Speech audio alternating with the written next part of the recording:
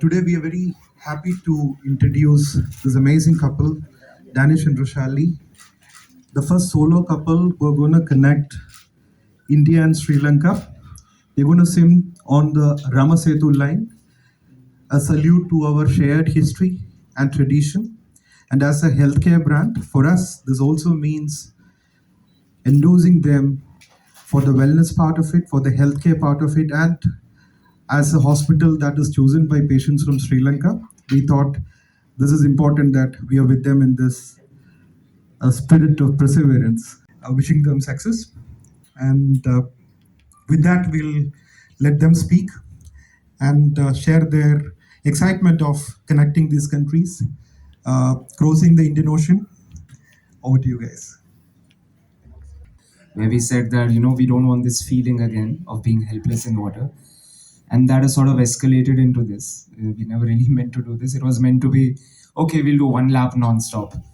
Okay, fine, let's try doing 1 kilometer. Oh, let's try in the ocean next time. Let's see if we are able to survive. Oh, let's do 4 kilometers. Let's do 5 kilometers. Now let's measure in hours. And slowly we've started measuring in countries now. So that's a great feeling. Thank you. This journey of swimming of just about 4 years, which started in 2022, has mainly been about not feeling helpless, of feeling that you are in control of yourself in any environment that you are in. And because we love water, we have such beautiful uh, marine life all around India, all around Sri Lanka. We love to explore it while diving, surfing, scuba diving, everything. So we just wanted to know that we can take care of ourselves when we are out in the water. And yeah, that's how it started. And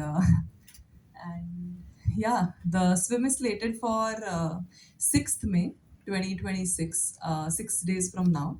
So excited, prepared, nervous, everything. Arranging and what has been the experience, and in terms of distance, nautical miles, how long is it? So the distance will be around 30 miles, 30 kilometers plus or minus, depending on the tides, currents, everything. So we have done this swim last year in a relay format as a team. So this time we are doing a solo swim, which means that we will start from Sri Lanka and only stop swimming when we land on the beach at Dhanushkodi. It will be a continuous non-stop swim.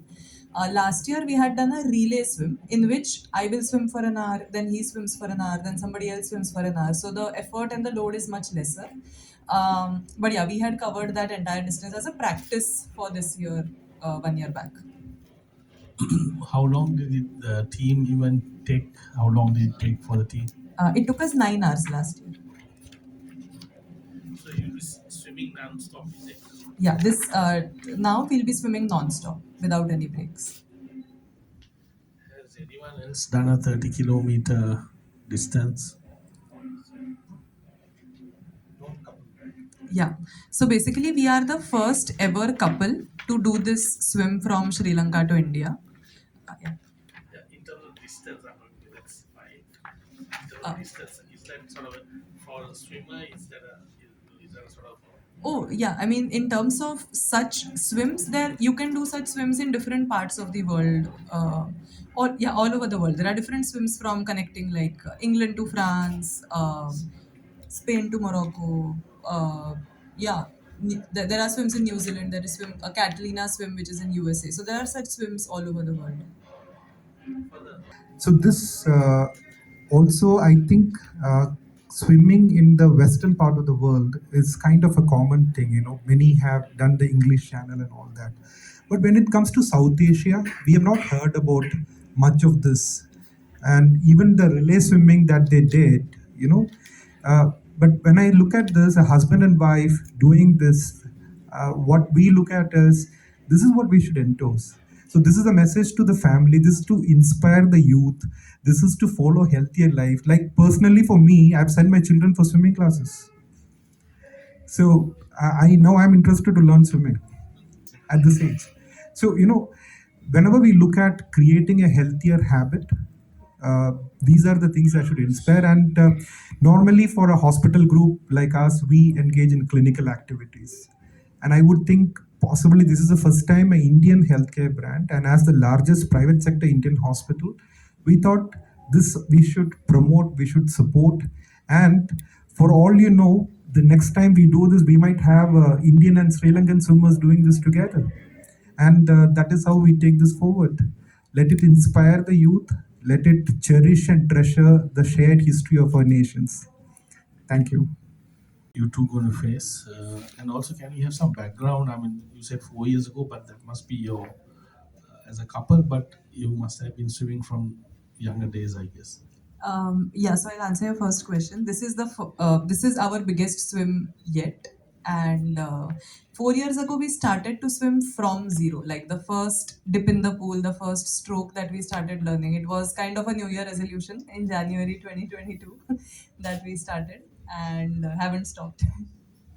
You should also tell them about the obstacles that happen, like you're telling us the sea lies and all those things. So, I was thinking of this as, about endurance and all that. Is apart from what we see from management, you can Yeah, relate so that. where do I begin? So biggest thing that comes to mind, jellyfish. Still have PTSD from all the scars from my practice swims. Ooh, so on the boat while going to Sri Lanka, we'll be seeing all of them that we'll be meeting in the water the next day. So that's always nerve wracking. Then come tides and currents.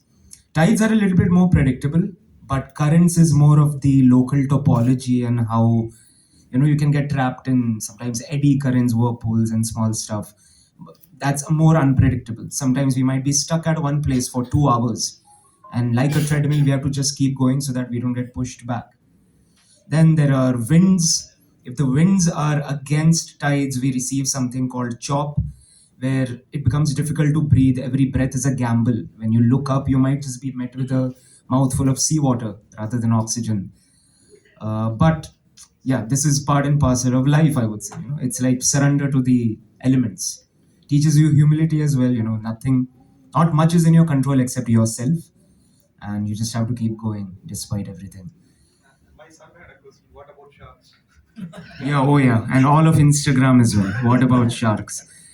So again, that way, this swim is very safe. In fact, swimming in general is very safe because we do it in known waters where captains, fishermen, like marine bodies, coast guards, etc., know the water and say that yeah, it is safe. This part of the channel, due to fishing and other activities, sharks are not present in this Park Street area.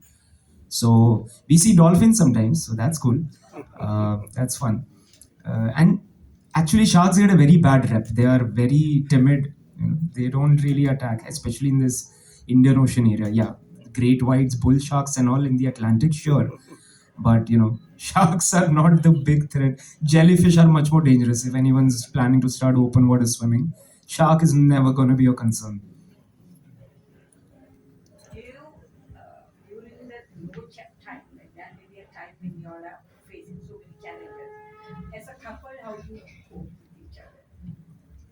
So we have essentially trained together for these entire 4 years. So we have seen our ups, we have seen our downs. We know what he feels. I know what he feels when he's feeling down and what actually helps him get better. He knows what helps me. Like for example, if somebody just comes and gives me 10 different motivational quotes, I'll just like slap them in the face and swim away. So like we both have different ways of motivating and inspiring each other when we are down. So we have sort of figured that out by making mistakes. So and plus the biggest thing is that we will be swimming next to each other the entire time. So just having that company and knowing that he's going through what I'm going and I'm going through what he's going, that itself gives a lot more strength than if you know that you're just alone doing that. So that's also a message to all the families and married couples, those who are aspiring to get married. Professionally, two of you are what are you all? I mean, you're professional swimmers. This is your bread and butter, doing things like this. No, so I am a product manager. I'm a freelance game designer. So yeah, Both in software. yeah. This is what we do for fun. Yeah. And in terms of 9 hours, will you be sort of supported during the swim by a crew that accompanies, the maybe through? Yeah, so we're gonna have like all types of boats with us. There'll be a Okay. kayaker right next to us. Okay. So we never have to, look at direction and all. We always keep sighting them while swimming. Okay. We focus on our stroke.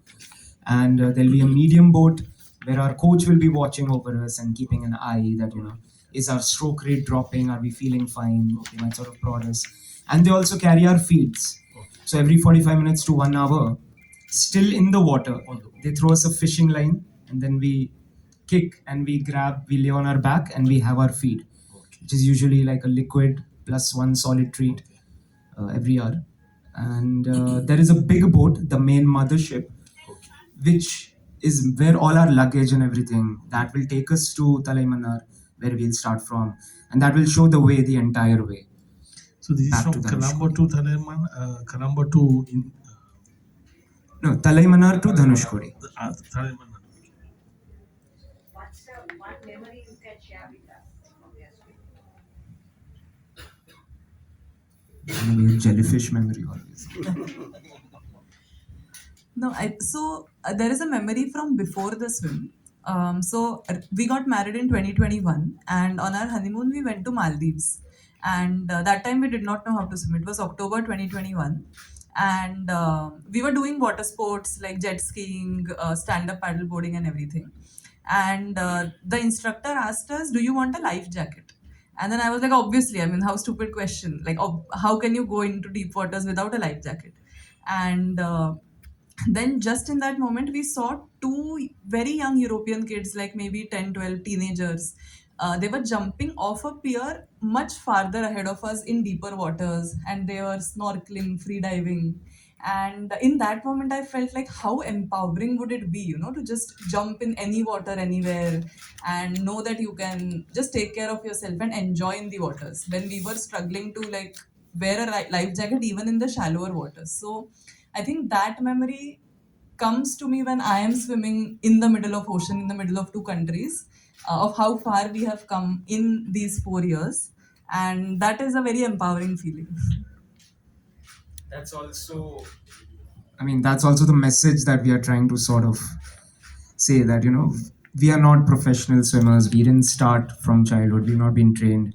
We know people who started learning at 40, 45 and crossed the English Channel at 60. We've seen it happen and we need it. We need more confidence and empowerment essentially in all areas of life. We shouldn't feel like, say, the water is not for us, all of these sports activities are not for us, they are for everyone.